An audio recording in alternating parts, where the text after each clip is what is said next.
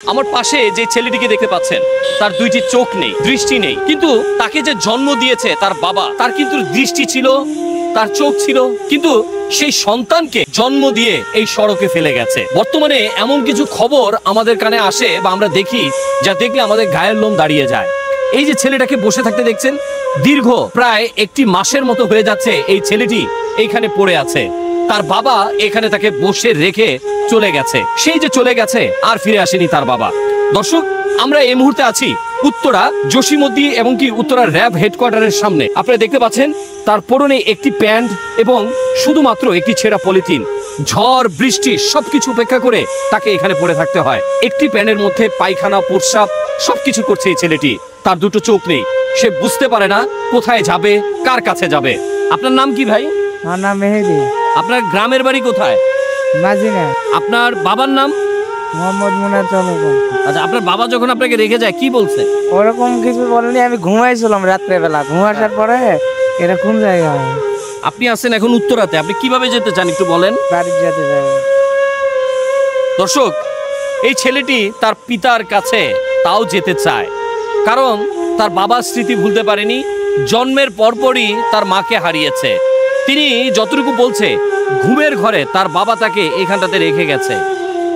আমি জানি না তার কথা কতটুকু সত্য, তবে যদি এমনটা হয়ে থাকে, একজন পিতা এইভাবে একটি সন্তানকে সড়কের পাশে রেখে যেতে পারে, তাহলে তাকে অবশ্যই আইনের আওতায় আনা হোক। কোনো বাবা কোনো সন্তানকে এভাবে ফেলে যাবে, এটা তো কোনো নিষ্ঠুর ছাড়া কোনো মানবিক আচরণ না। এটা অবশ্যই সমাজ ব্যবস্থা দেয়, এখানে কোনো সমাজের তো অবশ্যই দায়ী হওয়া উচিত।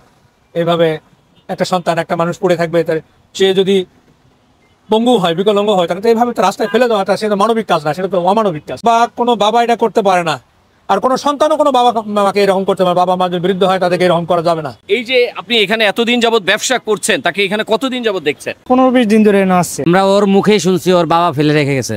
আরে এইখানে রাইখা গেল কে? পরে ওর কাছে জিজ্ঞেস করছে, জিজ্ঞেস করছে, ও বলছে যে আমার আব্বা রেখে গেছে। আমার তো মা নাই, আমার দেখতে শুনতে অসুবিধা হয়, এই জন্যই রেখে গেছে। এছাড়া আর কোনো কারণ নাই তো রাখার। কেউ কাপড় কিনে দিছে, কেউ পায়জামা কিনে দিছে, ও তো নোংরা করে ফেলায়। হয়তো বাথরুম চোখে দেখে না, তো অন্ধ, চোখে দেখে না, ওই বাথরুম করে ফেলায়, কাপড়েই বাথরুম করে ফেলায়। দর্শক, কেউ কাপড় কিনে দিয়েছে, কেউ তাকে খাবার কিনে দিয়েছে, কিন্তু এই অন্ধ ছেলেটিকে কেউ আশ্রয় দেয়নি ঘরে। কে কার সন্তানকে আশ্রয় দিবে? যেখানে জন্মদাতা পিতা তাকে রেখে গেছে, তাকে কে আশ্রয় দিবে? আপনাদের সকলের কাছে একটি অনুরোধ করব, আপনারা এই ভিডিওটি দ্রুত ছড়িয়ে দিবেন, যেন সে যে গ্রামে ছিল সেই গ্রামের অবশ্যই স্থানীয় লোকজন আছে, তাকে যেন চিনতে পারে, তাকে চিনে যেন তার আত্মীয় স্বজনের কাছে যেতে পারে, এই ব্যবস্থা করে দিবেন। এতটুকুই আপনাদের কাছে রিকোয়েস্ট। উত্তরা জসিমউদ্দি থেকে আমিন মামুন, NTV ইউরোপ।